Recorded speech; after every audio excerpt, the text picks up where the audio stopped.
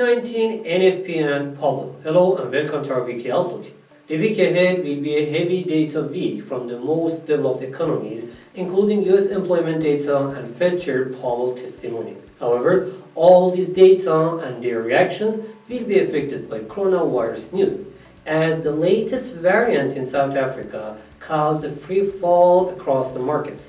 For the week ahead, I will explain the main events and data. However, remember that everything must be considered by the effect of virus news. Also, I have a great news for you at the end.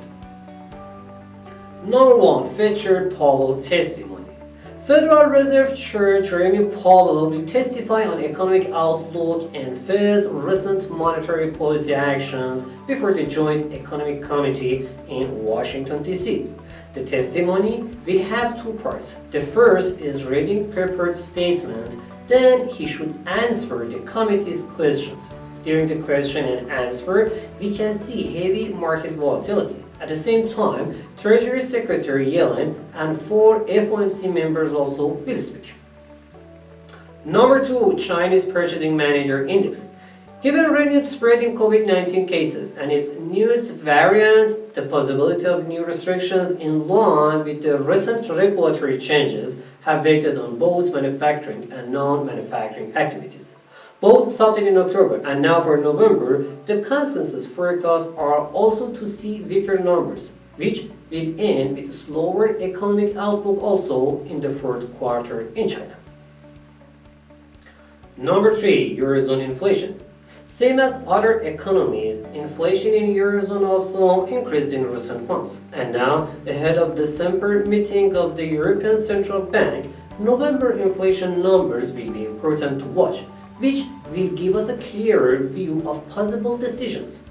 Euro area headline CPI jumped 4.1% in October compared with a year ago. For November, we are waiting to see even higher numbers. However, we do not expect any huge changes in the December announcement of European Central Bank unless a gradual tapering in the ECB's overall bond purchases. This policy will hold the pressure on euro against its crosses. Number 4, ISM manufacturing. Ongoing supply chain challenges are waiting on most manufacturing activities. However, the purchasing manager's number are good evidence for strong demand, which can somehow cap the negative impact of supply chain shortages. Philadelphia Fed and Empire Manufacturing Survey both confirming that. Given these situations, we are waiting to see increasing numbers for November, and it must be positive for US dollar index. Number 5, US employment data. Recently released employment data from the United States confirms that we are on our way to normalization of economic conditions. The latest initial jobless claims after incredibly increasing October NFP numbers to 531K had many reasons, including cutting of unemployment benefits and higher wages. Average early earnings rose to 0.4% in October, which is up by 4.9% over the past year, while the unemployment rate also eased to 4.6%. Coming Friday, we are waiting to see 600K new jobs created in November.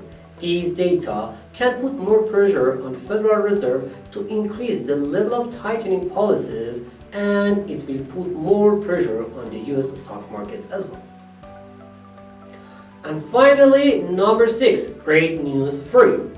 IFC Markets, in honor of 15th anniversary, launched a 15th anniversary promo with a very cool prizes and bonuses. The grand prize is Mustang MACH-E electric sport car and many other cool prizes. Not hooked yet? What if I tell you they have up to 50% bonuses for your deposits?